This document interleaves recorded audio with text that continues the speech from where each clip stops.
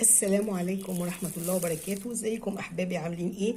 النهاردة انا هعمل حاجة هتستغربوها قوي لان انا بحبها وولادي بيحبوها بصراحة. انا حبيت اعمل القشطة اللي كنت عملتها قبل كده ونجحت معايا، بس ما كنتش صورتها، عملتها في قرب مولد النبي. انما النهاردة هعملها لان ايه، هي لطيفة وفيها كمان حاجة، لانها تعتبر حاجة يعني علاجية. الجيلاتين حلوة قوي للعظم، فقلت ايه انا اعملها. انا بدل ما اجيب مارشميلو باجي اشتري المارشميلو كيس قد كده، طب ما انا هي نفس فكره القشطه بتاعت مولد النبي، هي زي المارشميلو بالظبط. فقلت اجهز المقادير بتاعتها واوديها لحضراتكم. بنجيب كوبايه سكر، بس يا ريت يكون سكر ابيض، كوبايه سكر. وبنجيب نص كوبايه ميه، كوبايه سكر اهي بنحطها في الوعاء اللي احنا هنعمل فيه اهي. وبنجيب نص كوبايه ميه نفس المقاس، وبنحط نص كوبايه عسل جلوكوز. انا حطيته طبعا في حمام ساخن عشان يبقى سهل النزول، فان شاء الله دلوقتي ايه يبقى كويس وينزل معانا سهل. انا طبعا ما حطيتوش في الكوبايه علشان خاطر ايه ما يقعدش بقى يتلحوس في الكوبايه وبتاع. انا حطيت له احسن في حمام ميه دافيه علشان سخنه علشان ينزل بسهوله. فانا هنزل كده بالنظر بما يعادل نص كوبايه، هنزل بالمعلقه كده نص. هو مش غالي عسل الجلوكوز، بيشتغل من عند ادوات الحلواني. البرطمان دوت كنت جايباه ب 12 جنيه تقريبا، مش فاكره ولا ب 15. انا نزلت حبه مقدارهم نص كوبايه، نص كوبايه كبيره زي اللي احنا حطيناها بتاعت السكر. وبعد كده هروح ده هيترفع على النار.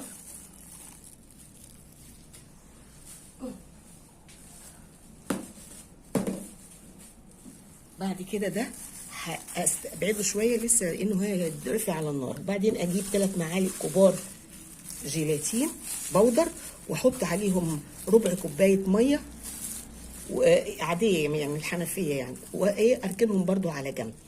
احضر كل حاجه عشان الحاجات دي لازم تشتغل سخنه كلها مع بعض. وهجيب كمان بوله وادهنها، اللي انا هحط فيها بقى زي ما انت عايزه، اللي انا هحط فيها بقى المشروم بتاع ده القشطه. هروح جايباها وافتح كيس مالو كبير كده، وقبل ما احطه فيها اروح حاطه عايزاها نقطه ميه كده علشان تلزق فيها الكيس. وبعدين احط نقطه زيت من فوق من هنا، وبعدين اغلفها كده بيها من الجناب علشان تبقى سهل ان انا اطلع منها القشطه. بس بغلفها كده بالراحه، وبعدين ايه افردها تاني اهي. تمام، هنفردها وبعدين نرشها بقى بالبطانه اللي احنا هنعملها، اللي هي تبقى ايه جوز هند. حطي بقى انت اللي انت عايزاه. انا اولادي ما بيحبوش الزبيب قوي فمش هحط الزبيب اهو. بصي انا هرش جوز هندي كده حبه حلوين وافرين عشان ايه يمسك في القشطه. دي حاجه بتاعت زبيب، عنقود الزبيب اهي. حطينا كده اهو، وحطينا في الجوانب جوز الهند ورشيناه كويس. ممكن بتستبدلي جوز الهند ده او تحطي جوز هند برده وحاجه ثانيه. يعني مثلا انا كنت حاطه المره اللي فاتت فواكه مسكره مع الجوز الهند، كان له الوانها جميله وكانت حلوه مقطعه مربعات. في كمان الفورماسيل ده اللي بيتعمل وتحط على البوتيفور عندي، ممكن احط منه كده. بصوا هيبقى برده شكلها وطعمها جميل. بصي ممكن اي حاجه، ممكن تعمليها بجوز هند بس انا هعملها دلوقتي بايه، احط فيها فورماسيل عشان عندي فورماسيل ولادي ما بيحبوش الزبيب. في فورماسيل ملون كمان. في الفواكه المسكره بتبقى مقطعه صغيره وبتبقى الوان مختلفه، كانت شكلها جميل جدا لما كنت عاملاها فين في مولد النبي. وبعدين احنا هنروح دلوقتي على البوتاجاز. خلصنا بقى جهزنا المراحل دي، هنروح على البوتاجاز وناخد دي ونحطها على النار لحد ما تغلي، مش اكتر من 12 دقيقه. 12 دقيقه هقلبها بقى في الميكسر اللي هو العجان، يا اما العجان يا اما مضرب بيض اللي عندك المتوفر عندك، عشان نضربها ضرب كويس قوي. وبعد ما نحط الجيلاتينه ونحطها عليها وهي سخنه نار، وبعد كده نضربها كويس ونستمر في الضرب لحد ما توصل للون والقوام اللي احنا هنشوفه بعد كده. يعني بصراحه هتلاقوها انا اول مره المره اللي فاتت في مولد النبي اعملها، وطلعت تحفه بمعنى كلمه تحفه، وندمت ان انا ما صورتهاش لان انا ما كنتش اعرف النتيجه بتاعتها هتطلع جميله كده. بس النهارده ان شاء الله برضه تطلع جميله، وهروح اكمل احط دي على البوتاجاز واغليها وباجي لكم تاني. وجينا من على البوتاجاز بقى، واحنا غلينا دي زي ما قلنا، غلينا اللي هو كوبايه السكر مع نص كوبايه الميه مع 3 معالق مع سوري مع الثلاث معالق كبار او نص كوبايه عسل جلوكوز. غليناهم على النار لمده 12 دقيقه بالظبط. غلي كويس، بس تحطيهم في حاجه واسعه شويه علشان خاطر ما ايه ممكن يفور منك. وبعدين حضرنا الميكسر بقى بتاعنا، جبناه نضرب فيه او العجان اللي عندي بقى، وحطينا فيه الجيلاتين في البوله، الجيلاتين حطيناها. وبعدين هنحط فيه ايه بقى؟ هنحط عليه اللي احنا غليناه ده اللي هو السكر والميه والجلوكوز، هننزله عليه وهو بيغلي لسه كده. عشان كده لازم تكون، لو يستحسن تبقى البوله بتاعتك اللي هتضربي فيها ستانلس، خلاص، علشان ده هيبقى بينزل من على النار بيغلي. ونروح مشغلين الميكسر عليه لحد بقى لما تبص تلاقي القوام بتاعه فتح جدا وبقى شكله كريمي. هيبقى شكله انت نفسك، انا اول مره ما كنتش متصوره ان هو ممكن يبقى كده. وحطيت انا بقى نص معلقه فانيليا باودر، لان المره اللي فاتت حطيت موارد، انا عندي ولادي مش بيحبوا الموارد، حطيت فانيليا بقى ريحته وتبقى طعمه جميل.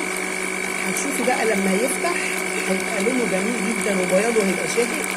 وخصوصا بقى انت ايه تحاولي تحطي السكر ابيض، يعني على قد ما تقدري يكون مثلا ما يكونش سكر غامق، يبقى سكر ابيض، هتبقى شكلها روعه ان شاء الله. هتشوفوها دلوقتي وهي اولها بتفتح كده كويس باينه.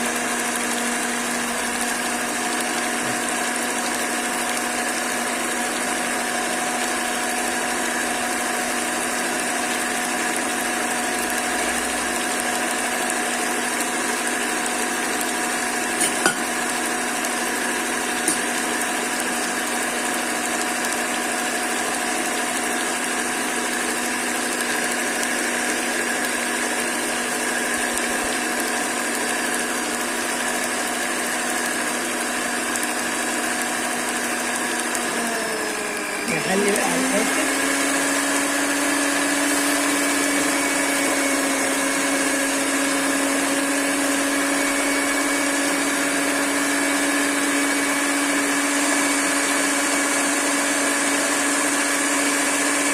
طبعا اللي عنده عجان بقى هتبقى روعه، يعني بسرعه هتبقى اسرع من كده.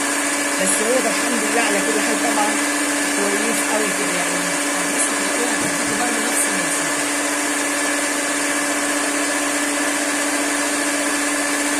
بس هتاخد مده اطول شويه. يعني لو بالعجان هتبقى اسرع، انما لو جاب العجان كده هتاخد وقت شويه في المضرب، بس هتبقى جميله. هتشوفوا دلوقتي وهي عماله تتحول لبياض بقى شاهق وبياض وتقل، او قوامها هيبقى ليها قوام تقيل. طبعا انا مش عايزه اوجع دماغكم بالميكسر اكتر من كده، انا هقفل وابقى ارجع لكم تاني لما تفتح وتشوفوا قوامها. بصوا قوامها عامل ازاي، بصوا التقل بقى، بصوا لونها بقى عامل ازاي والقوام عامل ازاي، شايفين؟ بصوا القوام عامل ازاي. هتشوفوا بقى لما اصبها كمان هتشوف شكلها عامل ازاي. بصوا بقى، انا طرق في دماغي فكره، على بال ما كانت بتتضرب بقى واثناء ما كانت بتتضرب قعدت افكر، قلت طب ما انا ايه عايزه اجربها اعملها زي المارشميلو بالظبط، ابقى اعمل فيها الوان. فغيرت الفرشه اللي انا كنت عاملاها البلاستيك، غيرتها رميتها، اللي كنت حاطه عليها جوز هندي وفورماسيل رميتها، وجبت واحده ثانيه جديده وبرده دهنتها دهنه زيت وحطيت عليها شويه جوز هندي كده، وقلت انا عايزه هدخل الوان واعملها زي المارشميلو. لما اشوف هقدر اعرف اعمل الطريقه دي ولا لا، وهيبقى شكلها عامل ازاي. قلت اخد التجربه دي معاكم ونفرج مع بعض ونشوف. جبت الالوان اللي هي الغذائيه بتاعتي دي، هلونها بسيط كده زي المارشميلو وايه، وهنعمل بيها. بصوا بقى، انا الاول هصب اللون ابيض وبعدين هنزل عليه بالوان تانية، فاهمين؟ يعني انا همسك كده اهي بيضه اهي لسه، انا همسك كده وهبتدي اجيب كبشه احسن عشان ايه اقدر اتحكم في الالوان. بصوا انا جبت كبشه كده وهاخد بيها كده افرد كده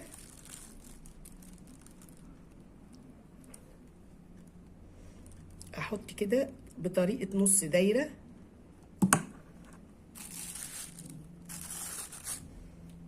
كده،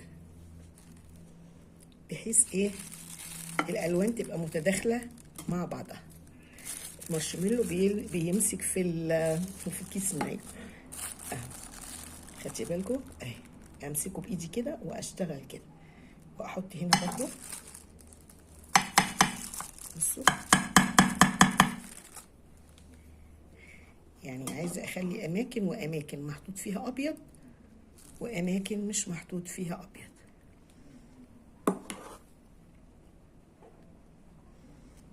وهنبتدي نحط لون تاني ونشوف. يعني مثلا هنا هبقى اخلي كده الكبشه كده حاجزه شويه، واروح مثلا جايبه اللون الاحمر ده، لون غذائي بيتباع عند بتاع المواد الغذائيه، الادوات المواد الغذائيه دي بحوالي 15 جنيه. باخد ايه حاجه كده، عارفه بتدوسي، انا جايبه خله عشان هو اللون بيبقى قوي جدا، يا دوبك بتعوسي الخله، يا دوبك ايه بتعوسي بس خله اهي، وتروحي عامله كده عشان يديكي لون ايه بامبا خفيف كده جميل. نقطايه صغيره خالص، وتروحي بصي عامله ازاي، وتروحي حاطه النقطه كده وروحي عاملاها كده بالخله كده شويه في الجنب كده، عشان ايه التاني ده تلونيه بلون تاني. يعني الجزء التاني ده هنلونه بلون تاني مختلف بس.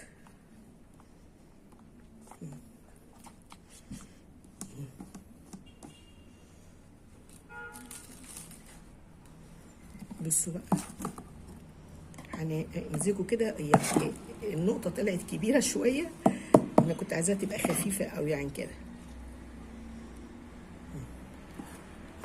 هناخد كده ونوزع كده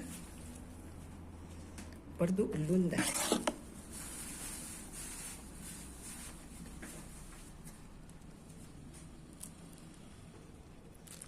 بصوا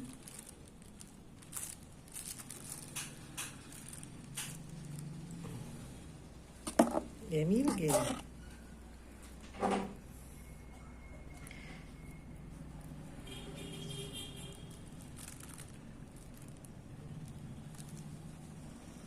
وهنجيب لون تاني كمان ونروح عاملينه عشان يبقى احنا ايه شكلنا فيها كتير بقى.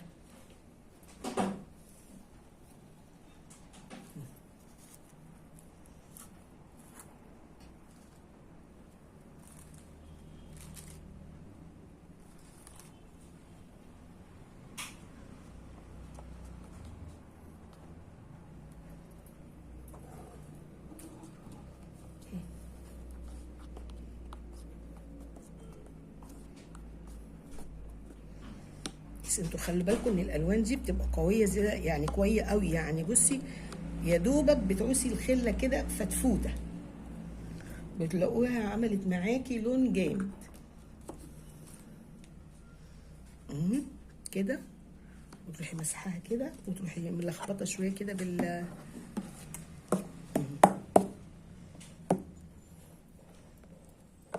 هتبصي تلاقي دخلتي نفسك لون تالت اهو.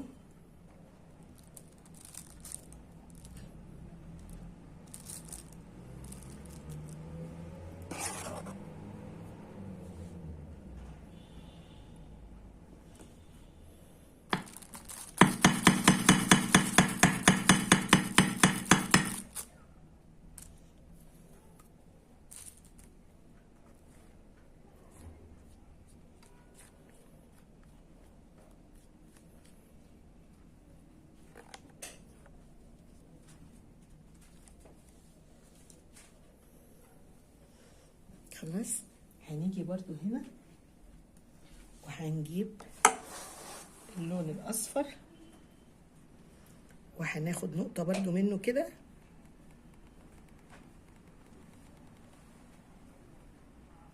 بسيطة جدا، وهنعمل كده برضو. بصوا عملنا كام لون. هيبقى شكلها عاملة زي المارشميلو، هتبقى شكلها جميلة ان شاء الله. بصوا نوزعهم برضو كده عشان الالوان تبقى متداخلة مع بعضها.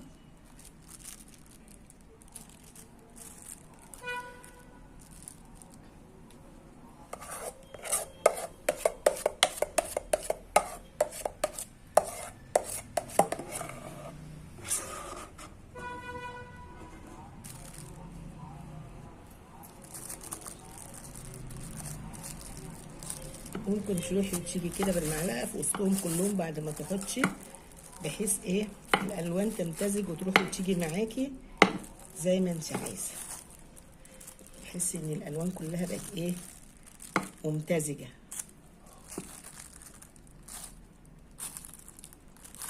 شايفين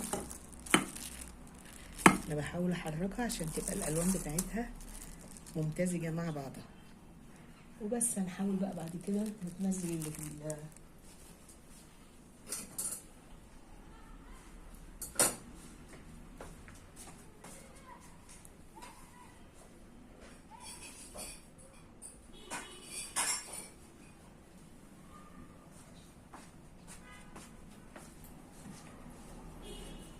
هنلم اول هو في البوله ده كده شطاره، ونحط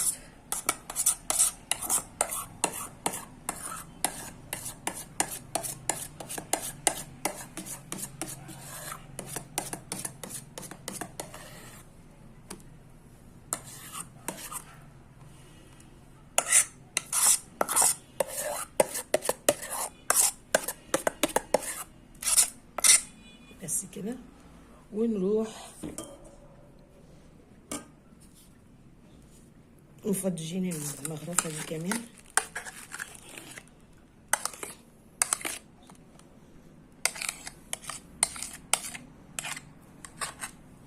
وده بقى ما بيتحطش في التلاجة، ده بيتحط بره التلاجة لمدة 12 ساعة 10 ساعات حسب بقى، حسب تقول. يعني شايفة ده يعني شكله جامد شوية، مش هياخد له ايه 10 ساعات بس بره التلاجة. بنرش بقى برضو على وشه من بره كده، بنفرد بقى كده ونساوي ونخبطها.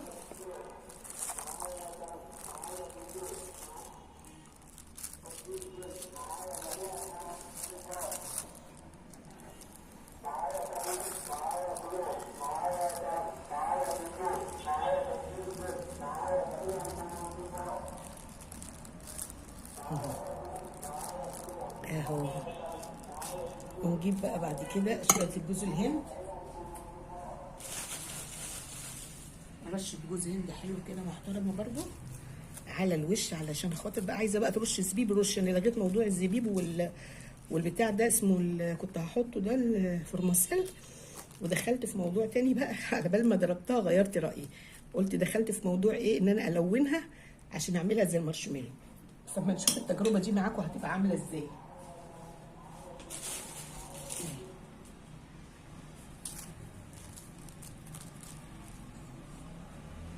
وابتدي اعوز يجي نقطه زيت كده برضو، الزيت نضيف كده، وابططها بايدي كده. شوفوا هي حتى ايه جامده يعني. عارفين على فكره وانت شغاله لو حسيتي ان هي قوامها شديد قوي ممكن تضيفي بق كده ميه سخنه عادي وانت بتضربي بالمضرب. انا زودت مره حبه صغيره وبعدين ما رضيتش ازود تاني. بصي نقطه زيت كده بتحاولي تحطيها على ايدك وتبططيها كده، وايه وترشي شويه جوز هند كده، ترشي شويه جوز هند وتبططي. جوز الهند طبعا بيخليها ما تمسكش في ايدك ويبقى جميل برضو فيها.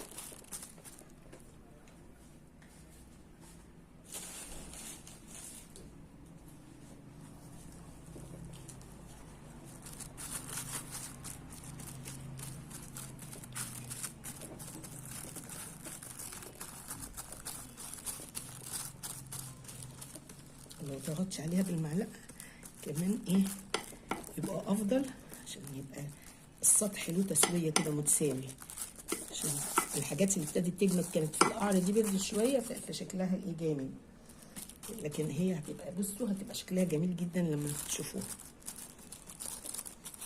اهي بصوا تتكي عليها كده، عصي المعلقه من الجوز الهند وحطيها وتتكي عليها علشان خاطر ايه يبقى فيها حاجه ناشفه كده وتقدر تضغطش ما تمسكش فيها. ضغطي كده عشان تبقى ايه السطح مستوي.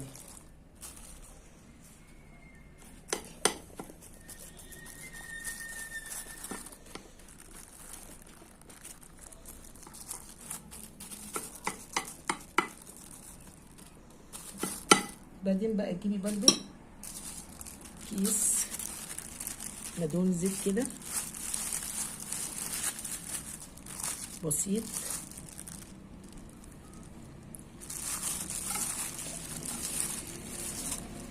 وتروحي ايه دايسه عليها كده وفرده فرده فرده فرده وتسيبيها بقى. بصي بصي بصي كانك بتسويها من اول تحت لفوق، بتدخليها كلها في بعضها. والتانية برضه نجيب واحدة تانية وتروحي حطها كده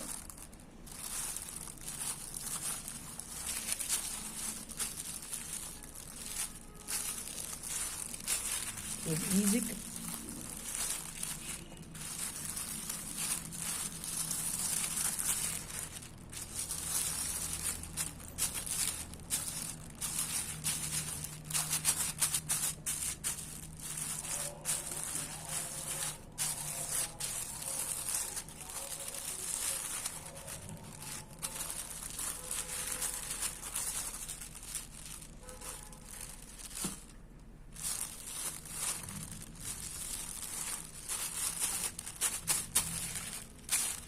سويتيها بقى كده على الاخر على المظبوط، قفلي عليها كده عشان ما تنشفش وتسيبيها في بره التلاجة في مكان كده بارد شويه، شغال فيه مروحه مش مشكله، مش شغال الدنيا شتاء عادي، المهم يبقى وشها متغطي كده بالنايلون عشان ما ينشفش.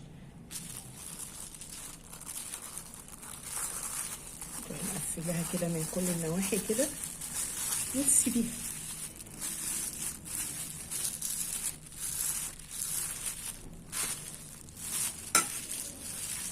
انا عماله اضغط عشان ادخل الالوان في بعضها، انما لو هي كانت لون واحد ما عملتش كده المره دي، حطيت مره واحده وسويت بالمعلقه.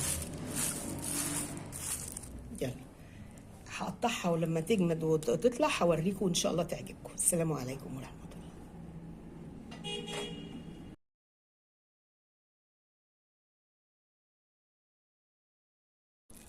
السلام عليكم ورحمة الله وبركاته. ازيكم احبابي عاملين ايه؟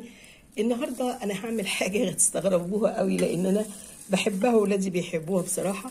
انا حبيت اعمل القشطة، كنت عملتها قبل كده ونجحت معايا بس ما كنتش صورتها، عملتها في قرب مولد النبي، انما النهارده هعملها لان ايه هي لطيفة وفيها كمان حاجة، لانها تعتبر حاجة يعني علاجية، الجيلاتين حلوة قوي للعظم.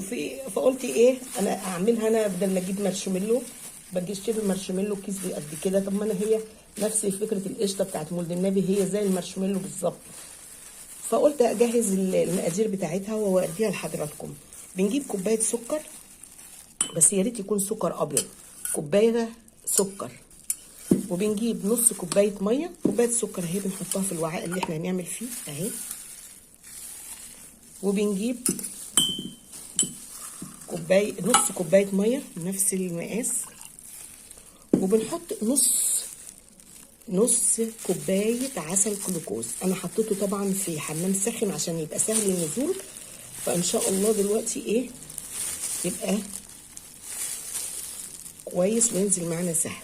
انا طبعا ما حطيتوش في الكوبايه علشان خاطر ايه ما يقعدش بقى يتلحوس في الكوبايه وبتاع، انا حطيت له احسن في حمام ميه دافيه علشان سخنه علشان ينزل بسهوله.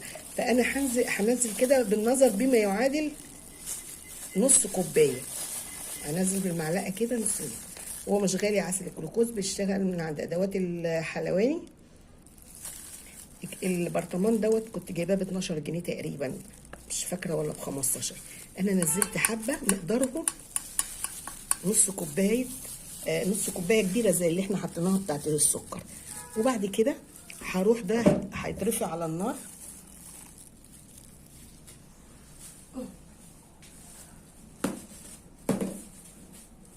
بعد كده ده هستبعده شويه لسه لانه هيترفع على النار. بعدين اجيب 3 معالق كبار جيلاتين بودر واحط عليهم ربع كوبايه ميه عاديه يعني من الحنفيه يعني، وايه اركنهم برضو على جنب.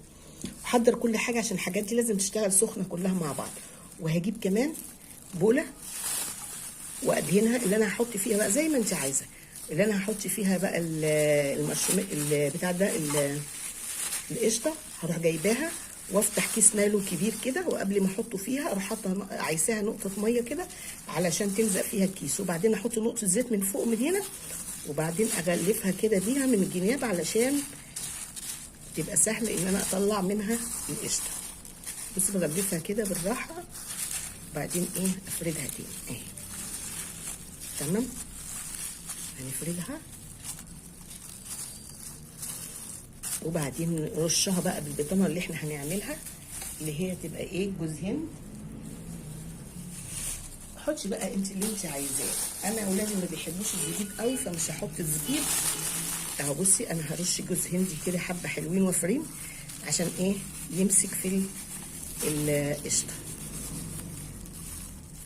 دي حاجه بتاعت زبيب، عنقود الزبيب اهي. حطينا كده اهو وحطينا في الجوانب جوز الهند ورشيناه كويس. ممكن بتستبدلي جوز الهند ده او تحطي جوز هند برده وحاجه ثانيه. يعني مثلا انا كنت حاطه المره اللي فاتت فواكه مسكره مع الجوز الهند، كان له الوانها جميله وكانت حلوه مقطعه مربعات. في كمان الفورماسيل ده اللي بيتعمل ويتحط على البوتيفور عندي، ممكن احط منه كده. بصوا هيبقى برده شكلها وطعمها جميل. بصي ممكن اي حاجه ممكن تعمليها بجوز هند بس انا هعملها دلوقتي بايه، احط فيها فورماسيل عشان عندي فورماسيل ولادي ما بيحبوش الزبيب. في فورماسيل ملون كمان. في الفواكه المسكره بتبقى مقطعه صغيره وبتبقى الوان مختلفه، كانت شكلها جميل جدا لما كنت عاملاها فين في مولد النبي.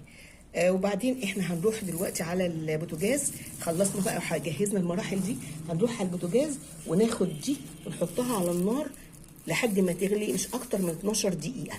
12 دقيقه هقلبها بقى في الميكسر اللي هو العجان، يا اما العجان يا اما مضرب بيض اللي عندك المتوفر عندك، عشان نضربها ضرب كويس قوي. وبعد ما نحط الجيلاتينه ونحطها عليها وهي سخنه نار، وبعد كده هو نضربها كويس ونستمر في الضرب لحد ما توصل للون والقوام اللي احنا هنشوفه بعد كده. يعني بصراحه هتلاقوها انا اول مره المره اللي فاتت في مولد النبي اعملها وطلعت تحفه بمعنى كلمه تحفه، وندمت ان انا ما صورتهاش لان انا ما كنتش اعرف النتيجه بتاعتها هتطلع جميله كده. بس النهارده ان شاء الله برضه تطلع جميله، وهروح اكمل احط دي على البوتاجاز واغليها وباجي لكم تاني. وجينا من على البوتاجاز بقى واحنا غلينا دي زي ما قلنا، غلينا اللي هو كوبايه السكر مع نص كوبايه الميه مع 3 معالق مع 3 معالق كبار او نص كوبايه عسل جلوكوز. غليناهم على النار لمده 12 دقيقه بالظبط. غلي كويس، بس تحطيهم في حاجه واسعه شويه علشان خاطر ما ايه ممكن يفور منك. وبعدين حضرنا الميكسر بقى بتاعنا، جبناه نضرب فيه او العجان اللي عندي بقى، وحطينا فيه الجيلاتين في البوله. الجيلاتين حطيناها، وبعدين هنحط فيه ايه بقى، هنحط عليه اللي احنا غليناه ده اللي هو السكر والميه والجلوكوز، هننزله عليه وهو بيغلي لسه كده. عشان كده لازم تكون لو يستحسن تبقى البوله بتاعتك اللي هتضربي فيها ستانلس خلاص، علشان ده هيبقى بينزل من على النار بيغلي. ونروح مشغلين الميكسر عليه لحد بقى لما تبص تلاقي القوام بتاعه فتح جدا وبقى شكله كريمي. هيبقى شكله انت نفسك، انا اول مره ما كنتش متصوره ان هو ممكن يبقى كده. وحطيت انا بقى نص معلقه فانيليا باودر، لان المره اللي فاتت حطيت موارد، انا عندي ولادي مش بيحبوا الموارد، حطيت فانيليا بقى ريحته وتبقى طعمه جميل. هتشوفي بقى لما يفتح هيبقى لونه جميل جدا وبياضه هيبقى شاهي. وخصوصا بقى انت ايه تحاولي تحطي السكر ابيض، يعني على قد ما تقدري يكون مثلا ما يكونش سكر غامق، يبقى سكر ابيض، هتبقى شكلها روعه ان شاء الله. هتشوفوها دلوقتي وهي اولها بتفتح كده كويس باينه.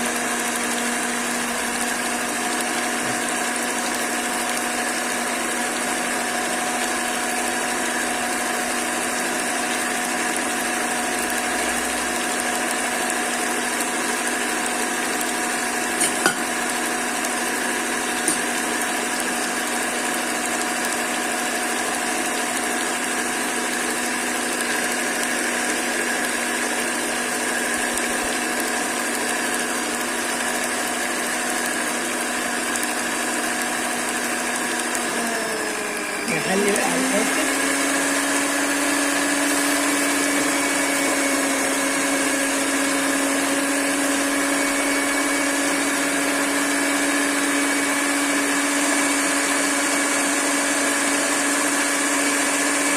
طبعا اللي عنده عجان بقى هتبقى روعه، يعني بسرعه هتبقى اسرع من كده، بس هو ده الحمد لله على كل حال طبعا كويس قوي كده يعني.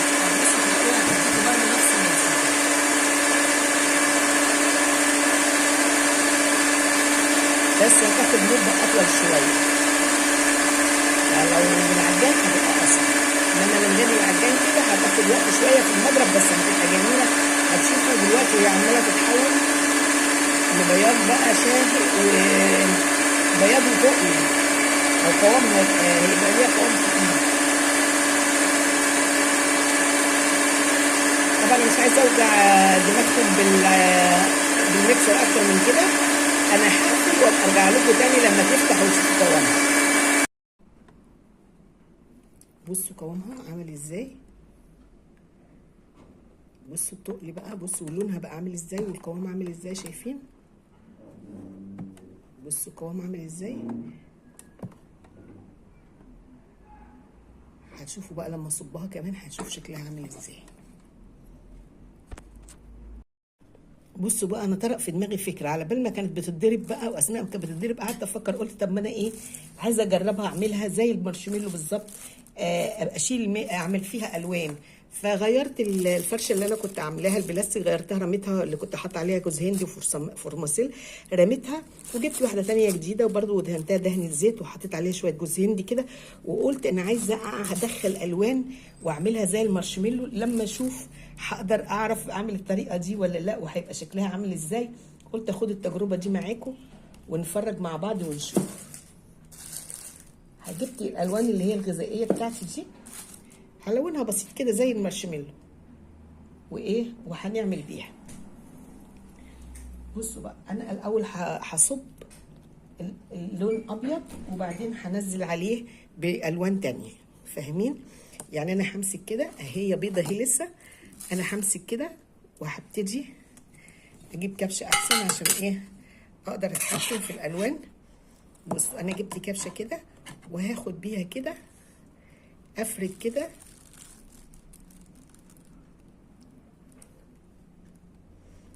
احط كده بطريقه نص دايره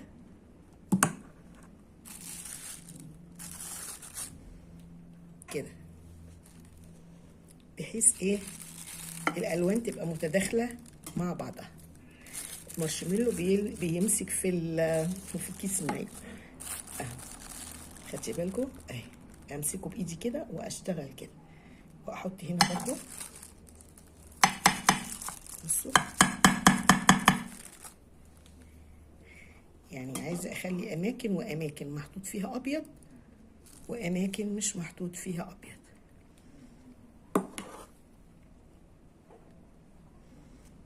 وهنبتدي نحط لون تاني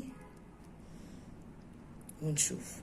يعني مثلا هنا هبقى اخلي كده الكبشه كده حاجزه شويه، واروح مثلا جايبه اللون الاحمر ده، لون غذائي بتباع عند بتاع المواد الغذائيه، الادوات المواد الغذائيه دي بحوالي 15 جنيه. باخد ايه حاجه كده، عارفه بتدوسي، انا جايبه خله عشان هو اللون بيبقى قوي جدا، يا دوبك بتعوسي الخله، يا دوبك ايه بتعوسي بس خله اهي، وتروحي عامله كده عشان يديكي لون ايه، بامبا خفيف كده جميل، نقطايه صغيره خالص، وتروحي بصي عامله ازاي، وتروحي حاطه النقطه كده وروحي عاملاها كده بالخله كده شويه في الجنب كده، عشان ايه التاني ده تلونيه بلون تاني، يعني الجزء التاني ده هنلونه بلون تاني مختلف بس.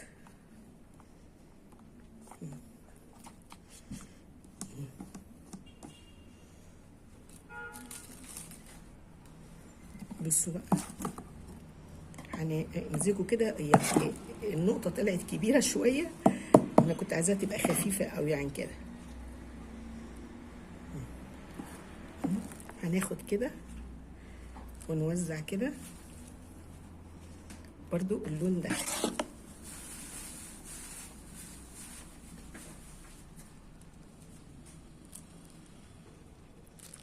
بصوا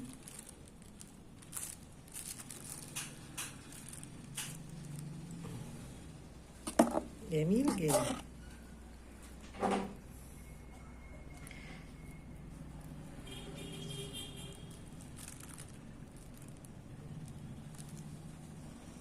وهنجيب لون تاني كمان ونروح عاملينه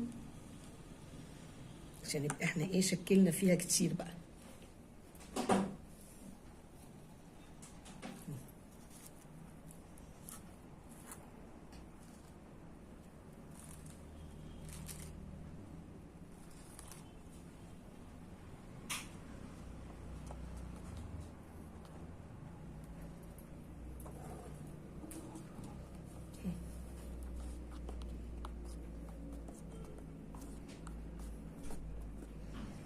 بس انتوا خلي بالكم ان الالوان دي بتبقى قويه زي يعني قويه قوي، يعني بصي يا دوبك بتعوسي الخله كده فتفوته بتلاقوها عملت معاكي لون جامد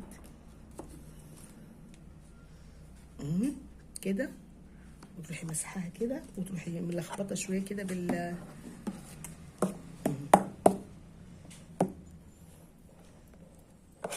هتبصي تلاقي دخلتي نفسك لون تالت اهو.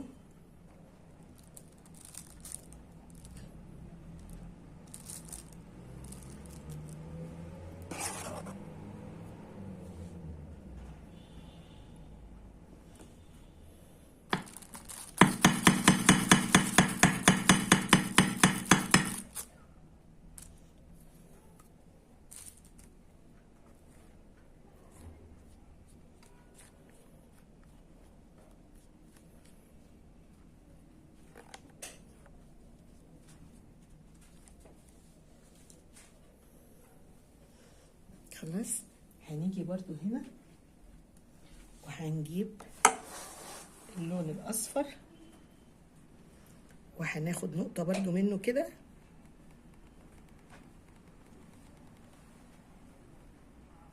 بسيطة جدا، وهنعمل كده برضو. بصوا عملنا كام لون، هيبقى شكلها عامله زي المارشميلو، هتبقى شكلها جميله ان شاء الله. بصوا نوزعهم برضو كده عشان الالوان تبقى متداخله مع بعضها.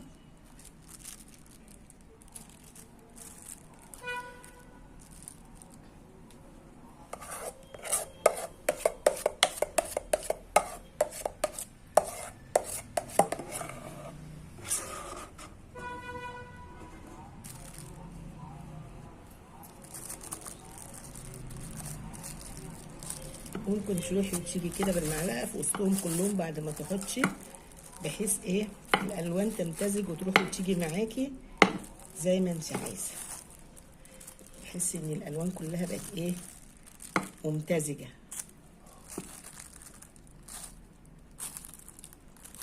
شايفين انا بحاول احركها عشان تبقى الالوان بتاعتها ممتزجه مع بعضها. وبس هنحاول بقى بعد كده ننزل اللي في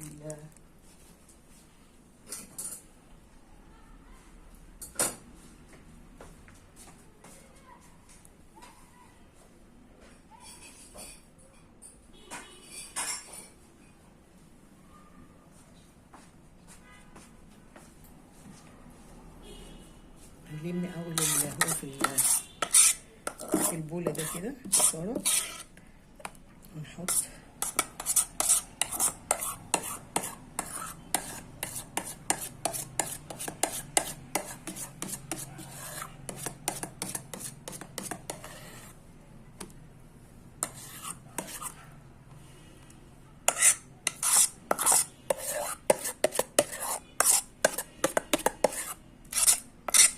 بس كده، ونروح مفضجين المغرفة دي كمان.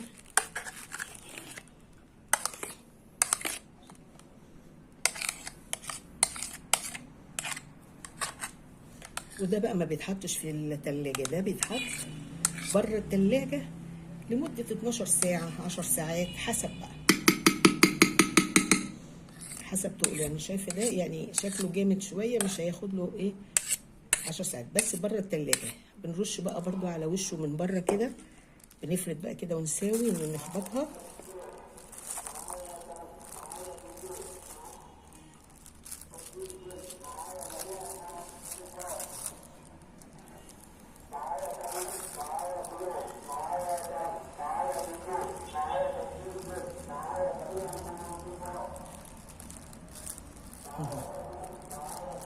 اهو. ونجيب بقى بعد كده شويه جوز الهند، رشه جوز هند حلو كده محترمه برضو على الوش، علشان خاطر بقى عايزه بقى ترش زبيب رش. انا لغيت موضوع الزبيب والبتاع ده اسمه كنت هحطه ده الفورماسيل، ودخلت في موضوع تاني بقى على بال ما ضربتها غيرت رايي، قلت دخلت في موضوع ايه ان انا الونها عشان اعملها زي المارشميلو. فما نشوف التجربه دي معاكم هتبقى عامله ازاي.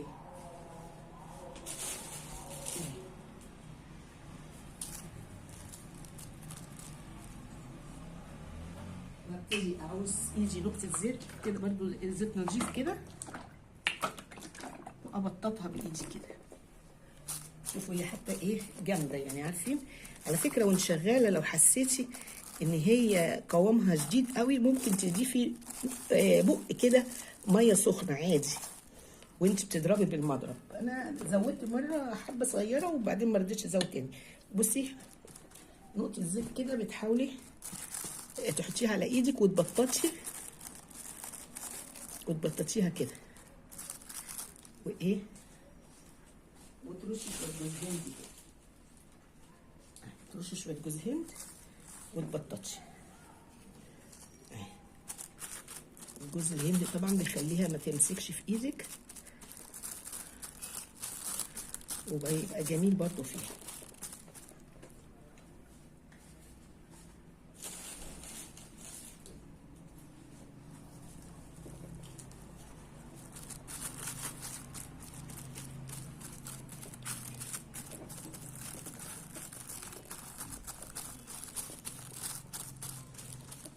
لو ضغطتش عليها بالمعلقه كمان ايه يبقى افضل، عشان يبقى السطح له تسويه كده متساوي، عشان الحاجات اللي ابتدت تجمد كانت في القعر دي بردت شويه فشكلها ايه جامد. لكن هي هتبقى بصوا هتبقى شكلها جميل جدا لما تشوفوها. اهي بصوا تتكي عليها كده، عوصي المعلقه من الجوز الهند وحطيها وتتكي عليها علشان خاطر ايه يبقى فيها حاجه ناشفه كده وتقدري تضغطي ما تمسكش فيها. ضغطي كده عشان تبقى ايه السطح مستوي.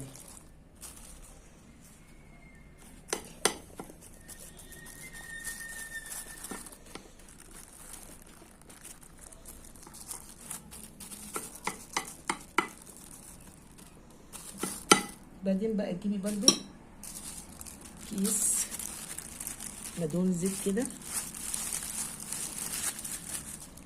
بسيط،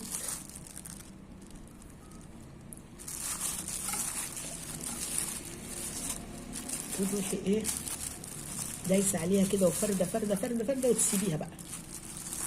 بصي بصي بصي كانك بتسويها من اول تحت لفوق، بتدخليها كلها في بعضها يعني. والتانية برضه نجيب واحدة تانية وتروحي حطها كده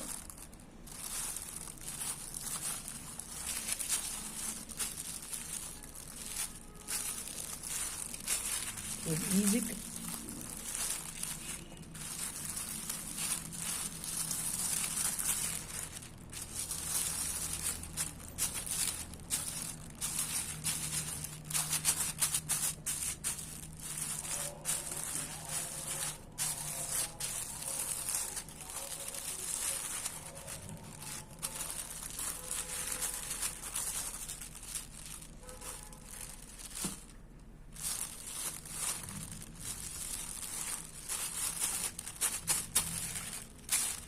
سويتيها بقى كده على الاخر على المظبوط، قفلي عليها كده عشان ما تنشفش وتسيبيها في بره التلاجة في مكان كده بارد شويه، شغال فيه مروحه مش مشكله، مش شغال الدنيا شتاء عادي.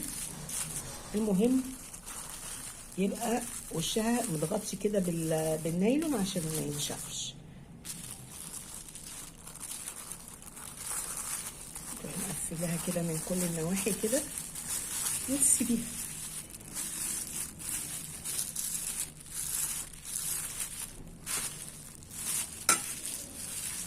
انا عماله اضغط عشان ادخل الالوان في بعضها، انما لو هي كانت لون واحد ما عملتش كده المره دي، حطيت مره واحده وسويت بالمعلقه. يلا هقطعها ولما تجمد وتطلع هوريكم ان شاء الله تعجبكم. السلام عليكم ورحمه الله.